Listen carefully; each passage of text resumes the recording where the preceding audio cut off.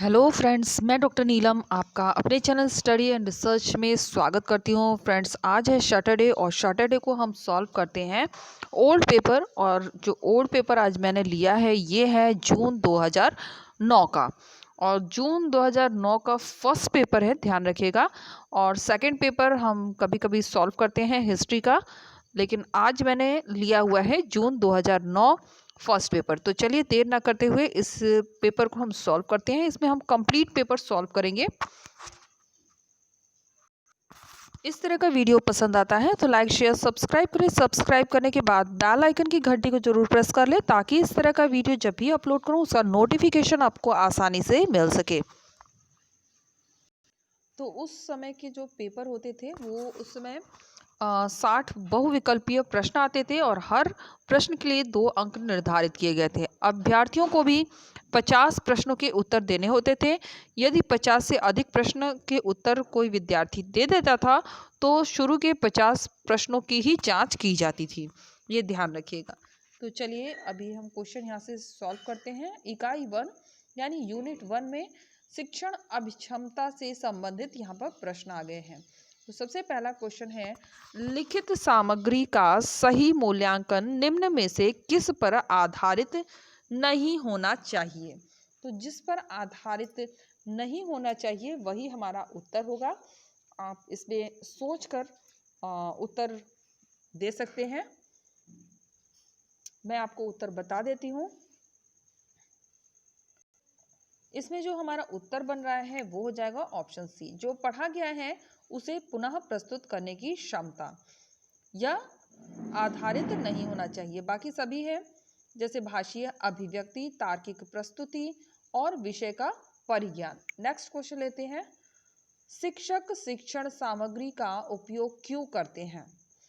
तो इसका उपयोग किसके लिए करते हैं। तो करते हैं ये विद्यार्थियों को समझ की सीमा में पढ़ाना।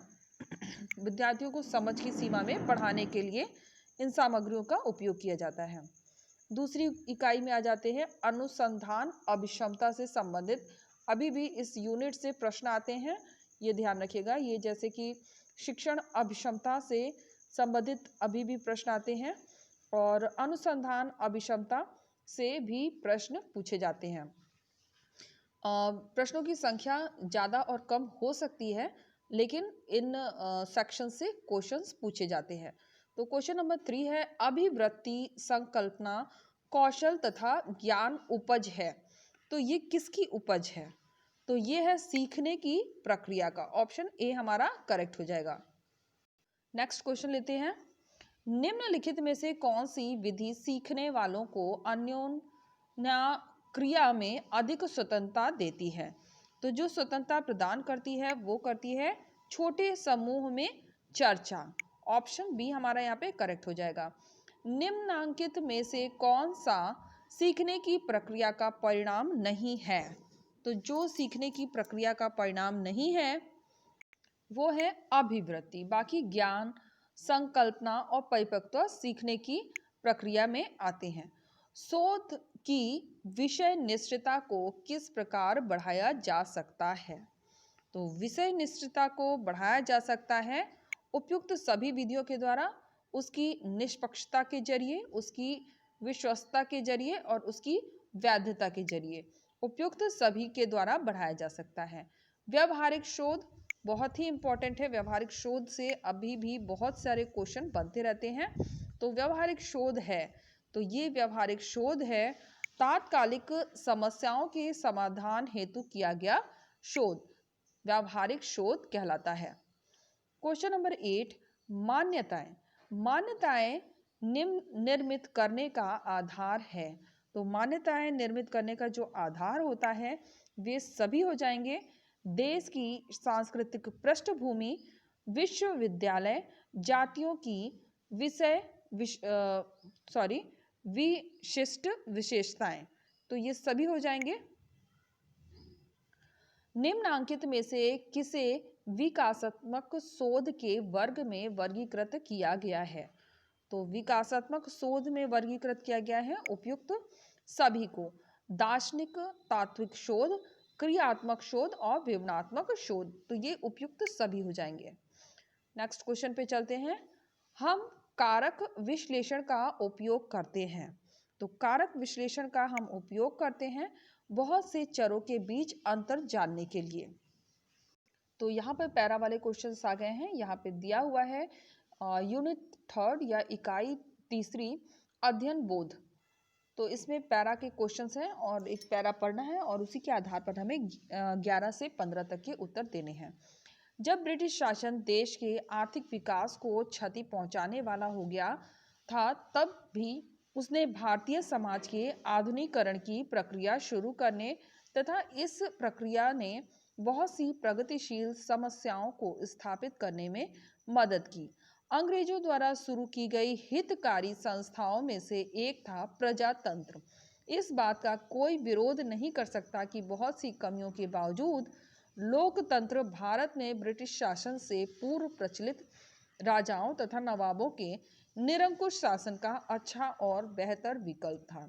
वैसे भारत ने ब्रिटिश लोकतंत्र की जो हानिकारक परंपराएं अपनाई थी, वह उसके निर्वाचित सदस्यों के सहयोग की अपेक्षा विरोध का भाव, यह उसका अनिवार्य लक्षण था। वह पार्टी जिसको निर्वाचित सदस्यों का बहुमत प्राप्त होता था, वह सरकार बनाती थी, जबकि अन्य सदस्य विपक्ष में होते थे। विपक्ष का अस्तित्व ही सत्ता में बैठे लोगों के प्रजातंत्र का हॉलमार्क आना गया। सैद्धांतिक दृष्टि से प्रजातंत्र लोगों द्वारा शासन है, किंतु जहां प्रत्यक्ष शासन संभव नहीं है, वहां लोगों द्वारा निर्वाचित सदस्यों का शासन होता है। यह स्वाभाविक है कि समाज के अन्य लोगों की तरह ही निर्वाचित सदस्यों के विचारों में कुछ मतभेद हो। सामान्यतः किसी भी संगठन के सदस्यों में विभिन्न मुद्दों पर मतभेद होता है, परंतु वे सर्वसम्मति के आधार पर कार्य करते हैं तथा अन्य जो विपक्ष में हैं उनमें भेद नहीं करते। संगठन के सदस्य प्रायः सर्वसम्मति से कार्य करते हैं। सर्वसम्मति का साधारण रूप से अर्थ है पर्याप्त चर्चा के बाद बहुमत से पारित प्रस्ताव सदस्यों को उस समय स्वीकार होता है।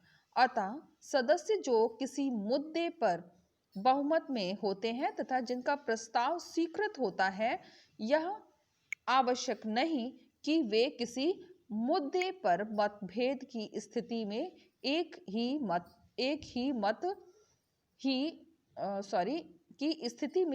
मत ही हो। व्यापक रूप में यह सहयोग ही था कि इस सामान्य प्रक्रिया की अपेक्षा ब्रिटेन में दो पार्टियों की व्यवस्था अभिभावी हुई, जिसे प्रजातांत्रिक शासन की सबसे उत्तम पद्धति के रूप में अब सामान्यतः स्वीकार कर लिया गया। भारत में प्रजातंत्र में प्रवृत्त बहुत से लोग दो दलों की व्यवस्था को देश में लागू करने में खिन्नता अनुभव करते हैं। ऐसा लगता है कि भारत में लगभग बराबर शक्ति की दो दलों का होना वस्तुतः असंभव्य है। दो दलों की व्यवस्था के अभाव के प्रति जो खिन्नता प्रकट करते हैं, उनको इनके कारणों का विचार करना चाहिए। ब्रिटेन में जब दो दल वाली व्यवस्था स्थापित हो गई, तो शासन में दो समूह थे, जिसमें निर्वाचक समिति थी जिसके आर्थिक हित समान थे। अतः उनके सदन के निर्वाचित सदस्यों के दो समूह हो गए।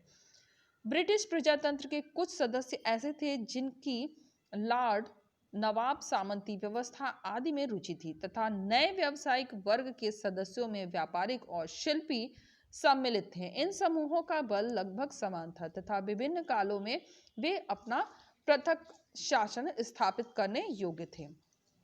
और यहाँ से हमारे क्वेश्चन शुरू हो रहे हैं। क्वेश्चन नंबर 11 कहता है ब्रिटिश पूर्व काल में भारत जब स्वतंत्र शासकों द्वारा शासित था, जब समाज में शांति तथा समृद्धि परिव्याप्त थी। ऑप्शन ए हमारा यहाँ पे करेक्ट हो जाएगा। क्वेश्चन नंबर 12 है ब्रिटेन में प्रचलित प्रजातंत्र के विशिष्ट लक्षण क्या हैं? तो जो विशिष्ट लक्षण है वो हो जाएगा जिनकी लाठी उसकी भैंस, के शासन का अंत। प्रजातंत्र इनमें से क्या है? तो प्रजातंत्र है निर्वाचित सदस्यों का नीति निर्धारण के मुद्दे पर एक मत होना। ऑप्शन ए हमारा यहाँ पे करेक्ट होगा। भारत में ब्रिटिश शासन के बारे में निम्न में से कौन सा सही है? तो जो सही है वो हो जाएगा ऑप्शन सी, प्रगति के उद्देश्य से विभिन्न संस्थाओं की स्थापना हुई। ऑप्शन सी हमारा यहाँ पे करेक्ट हो जाएगा। क्वेश्चन नंबर 15, उस अवधि में नए व्यावसायिक वर्ग के सदस्य कौन हुए? तो जो वर्ग हुआ है वो है व्यापारी और शिल्पी। ऑप्शन डी हमारा यहाँ पे करेक्ट हो जाएगा। निम्नलिखित में से कौन सी रेडियो लिंक के साथ दूरभाष वार्तालाप विश्व में बहुत लोकप्रिय है? तो विश्व में बहुत ही लोकप्रिय है, ये है टेलीफोन। ऑप्शन बी हमारा करेक्ट हो जाएगा। नेक्स्ट देखते हैं, कौन सा 24 घंटे समाचार चैनल नहीं है, यानी 24 आवर्स नहीं चलता है? कौन सा चैनल? ये ध्यान रखिए 2009 के अकॉर्डिंग प्रश्न पूछा गया है। तो इसमें हो जाएगा option D, Lok Sabha channel. Radio में एफएम स्टेशन का मुख्य उद्देश्य है, तो इसका जो मुख्य उद्देश्य है वो है मनोरंजन, सूचना तथा मनोरंजन। इंटरनेट पर संचार बातचीत है, तो ये है समांतर संचार। ऑप्शन सी हमारा यहाँ पे करेक्ट हो जाएगा। तो यहाँ पर आ गया है सूची वाला प्रश्न। सॉरी, आज गले में कुछ प्रॉब्लम है। चलिए, कलाकार और एक तरफ कला दिया हुआ है और इन्हें आपस में सुमेलित करना है। तो चलिए इसे सुमेलित कर लेते हैं। तो यहाँ एक साइड कलाकार दिए गए हैं, दूसरी तरफ कला दिया हुआ है और इन्हें आपस में हमें सुमेलित करना है। सबसे पहले आ जाएगा पंडित जसराज। पंडित जसराज तो फ्रेंड्स इसमें जो रविशंकर हैं ये सितार के हैं, ये कंफर्म है। और बाकी आप कमेंट करके मुझे उत्तर दीजिए, क्योंकि मैं खुद इसमें कंफर्म नहीं हूँ। तो आप कमेंट करके इसे उत्तर दे सकते हैं। नेक्स्ट क्वेश्चन पे हम चलते हैं। क्वेश्चन नंबर 21 और ये यूनिट है 5। इसमें तर्क, गणितीय तर्क सहित हमें उत्तर देना है। निम्नलिखित में लुप्त संख्या लिखिए। तो यहाँ पर जो संख्या दी गई है 3, 8, 18, 23, 33 और बीच में एक ब्लैंक है, फिर 48। तो इसके बीच जो संख्या आ रही है वो हो जाएगी 38, 38। ऑप्शन सी हमारा यहाँ पे करेक्ट हो जाएगा। नेक्स्ट क्वेश्चन लेते हैं। किसी कोड में क्लॉक को KCOLC की तरह से लिखा गया है, तो उसे STEP स्टेप्स को उस कोड में किस प्रकार लिखा जाएगा? तो किस तरह से इसको हम लिखेंगे? तो इसके जो लिखने का तरीका आ जाएगा वो हो जाएगा ऑप्शन सी, मतलब SPETS। ऑप्शन सी हमारा यहाँ पे करेक्ट हो जाएगा। क्वेश्चन नंबर 23, पहले समुच्चय में अक्षरों का कुछ संबंध है। इस संबंध के आधार पर दूसरे समुच्चय के लिए सही विकल्प बताइए। तो इसमें BDH का संबंध OMKI से है, वही संबंध GHIK से है। तो आगे का जो ऑप्शन हमारा करेक्ट आएगा वो हो जाएगा option B, RPNL। Option B हमारा आगे का पद बनेगा। क्वेश्चन नंबर 24, 1 जनवरी 2001 को हफ्ते का कौन सा दिन था? तो जो दिन निकल के आ रहा है वो हो जाएगा सोमवार। ऑप्शन बी हमारा यहाँ पे करेक्ट हो जाएगा। निम्नांकित अनुक्रम में गलत संख्या ज्ञात कीजिए। तो इसमें कौन सी गलत संख्या है? तो इसमें जो गलत संख्या हो रही है वो हो रही है 34, ये वाली। ऑप्शन बी हमारा यहाँ पे करेक्ट हो रहा है।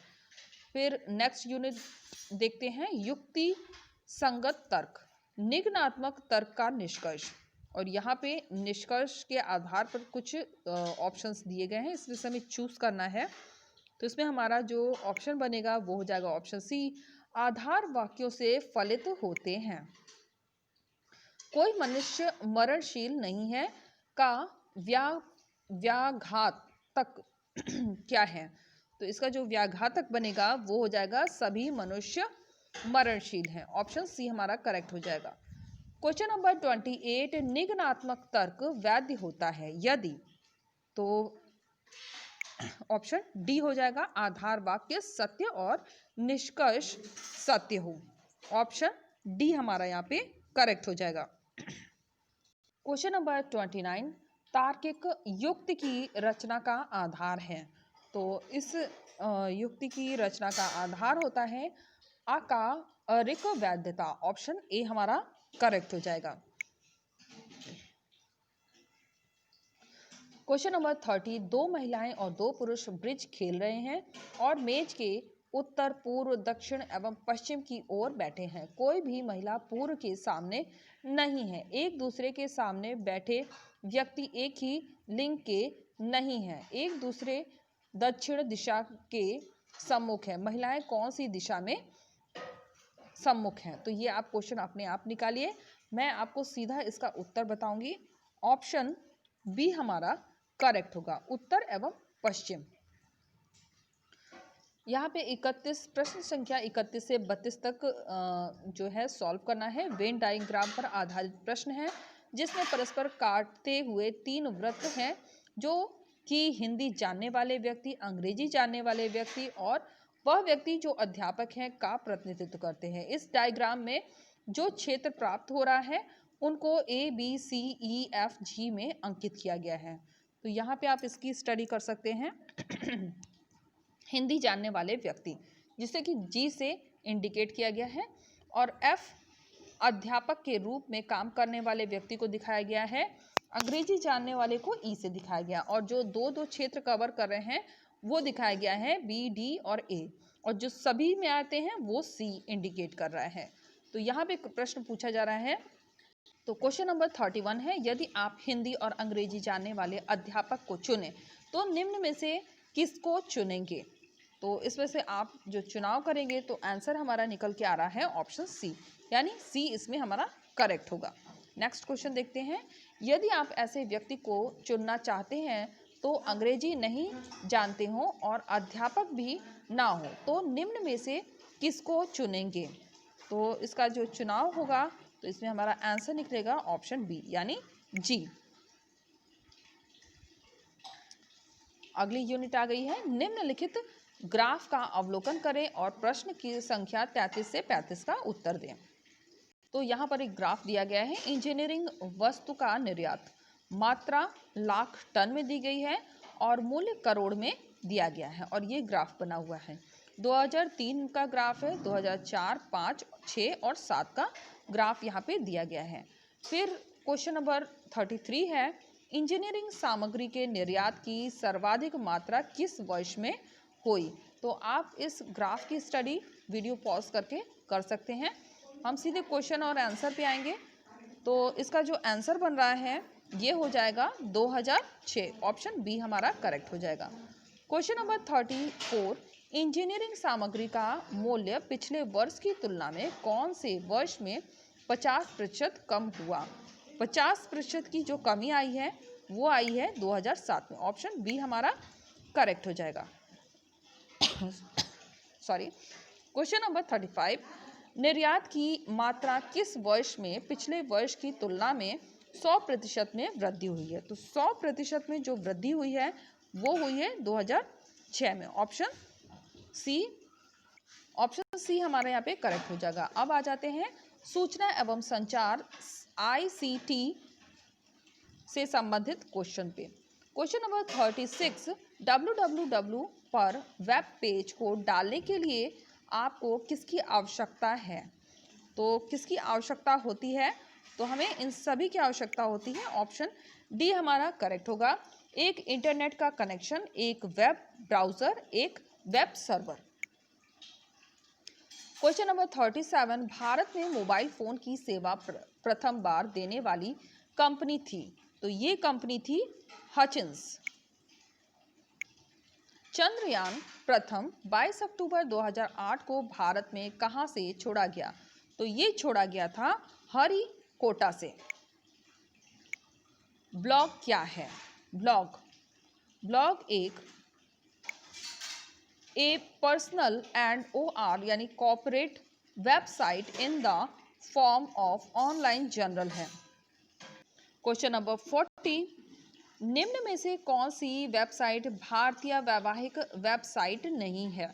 तो जो वैवाहिक नहीं है वो है option D, www.singlemuslim.com। Option D हमारा करेक्ट हो जाएगा। जल और पर्यावरण से संबंधित प्रश्न, ये भी प्रश्न अभी के समय में पूछे जाते हैं। सुनामी आपदा भारतीय तटीय भागों में किस वर्ष में अनुभव की गई? तो यह अनुभव हुआ था 2007 में। ये ध्यान रखिएगा, जो पेपर जिस समय हुआ है उसी के आसपास के ही क्वेश्चंस इसमें लिए जाते हैं ज़्यादातर। दलदल एक नम प्रदेश यानी नम भूमि भाग है जो पानी प्राप्त करता है। निम्न में से कहाँ से प्राप्त करता है? समीपस्थ जल निकाय से। निम्नलिखित में से कौन सा प्रदेश भूकंपों की दृष्टि से अत्यधिक जोखिम क्षेत्र में आता है? तो अत्यधिक जोखिम क्षेत्र में आता है मध्य भारतीय उच्च भाग। ऑप्शन ए हमारा करेक्ट हो जाएगा। पर्यावरण प्रभाव मूल्यांकन संभावित परिवर्तनों का वस्तुनिष्ठ विश्लेषण है। तो किसका विश्लेषण है? ऑप्शन ए हो जाएगा, पर्यावरण की भौतिक विशेषताओं का। यहाँ पर सूची दी गई है, सूची 1 को सूची 2 से हमें सुमेलित करना है। तो यहाँ पर संस्था दिए गए हैं, फिर शहर का नाम दिया गया है और उन्हें आपस में हमें सुमेलित करना है। तो सबसे पहले आ जाता है केंद्रीय मरु अनुसंधान केंद्र। तो ये है जोधपुर में। यहाँ पे हम ऑप्शन ए लिख देते हैं, जो मरु संस्थान है वो है जोधपुर में। इसके बाद दूसरा है अंतरिक्ष उपयोगिता केंद्र, ये है अहमदाबाद में। Option B. भारतीय लोक प्रशासन संस्था, तो भारतीय लोक प्रशासन संस्था कहाँ स्थापित है? ये स्थापित है नई दिल्ली में। तो यहाँ पर हम ऑप्शन थर्ड कर सकते हैं। भारतीय विज्ञान कांग्रेस का मुख्यालय, तो ये स्थापित है कलकत्ता में। यहाँ पे हम 4 कर देंगे।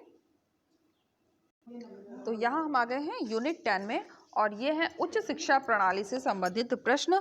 क्वेश्चन नंबर 46, कोठारी आयोग प्रतिवेदन का शीर्षक था। तो इसका जो प्रतिवेदन का शीर्षक बना हुआ है वो है शिक्षा एवं राष्ट्रीय विकास। ऑप्शन ए करेक्ट हो जाएगा। निम्नलिखित में से कौन सा विश्वविद्यालय द्विपद्धति वाला नहीं है? जो 2 पद्धतियों पे नहीं चलता है वो है इंदिरा गांधी राष्ट्रीय मुक्त विश्वविद्यालय। ऑप्शन डी हमारा करेक्ट हो जाएगा।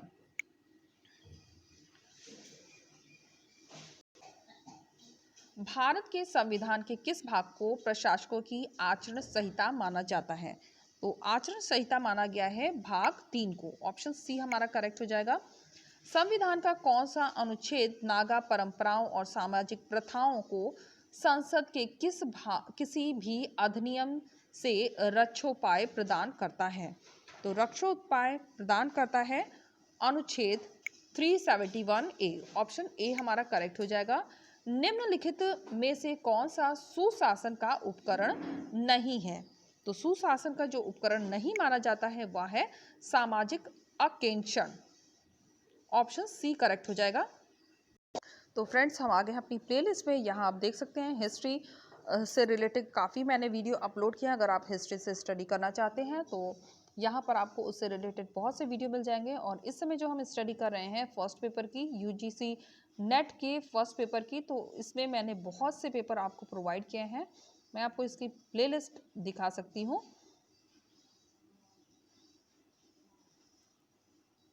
ये रहा प्लेलिस्ट।